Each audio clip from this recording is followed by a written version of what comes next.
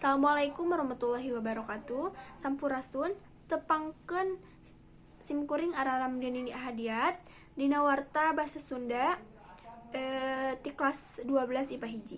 Dina wartos-wartos anu parenting geus sababaraha minggu ka tukang wewengkon Bale Endah Bandung kakenaan ku rupa-rupa musibah salah sahijina mudalna cai ti Sungai Citarum.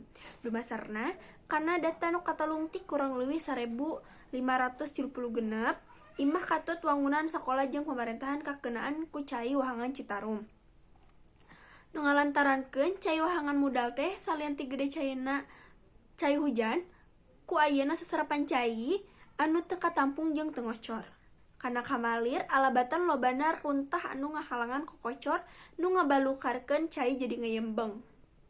Pamarentah daerah geus nganyahokeun panalungtikan ka saban-saban tempat anu tujuanna ngadata korban jiwa sabab dumasar kana hasil laporan ti warga masyarakat teu saeutik ayeuna korban jiwa lasana kabawa cai teh.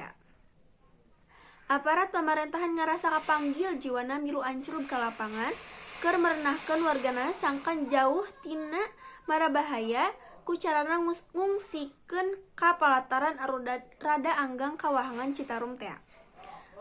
Gubernur Jawa Barat katut reng-rengan satekah pola ngayakeun tareka sangkan eta musibah teh teu tumimplik bae ku jalan nyeun tanggul secara babarengan di sisi wahangan. Tapi teu saeutik warga masyarakat sabuderan Kota Bandung ngarasa prihatin ku ayeuna musibah kieu teh. Rareongan ngayakeun tarekah ngumpulkeun waragan keur sumbangkeun ka warga anu kakeunaan musibah teh. Utamana nyumbangkeun obat-obatan sabab geus mimiti loba katarajang ku rupa-rupa panyakit. Di antarana raratel jeung mencret. Akibat tina cai anu geus pacampur jeung kokotor tina runtah anu geus buruk. Ku ayeuna haleta, boh pamarentah pusat atawa daerah teu bosen-bosen mihareup ka wargana sangkan bisa ngariksa jeung ngajaga lingkungan. Pamungkas di simkuring, pamarentah ge teu cicingan ku ayeuna musibah kieu. Jadi panyepret sangkan wargana sadar kana pentingna kabersekaan jeung ngajaga lingkungan tina bibit berwit jeung panyakit.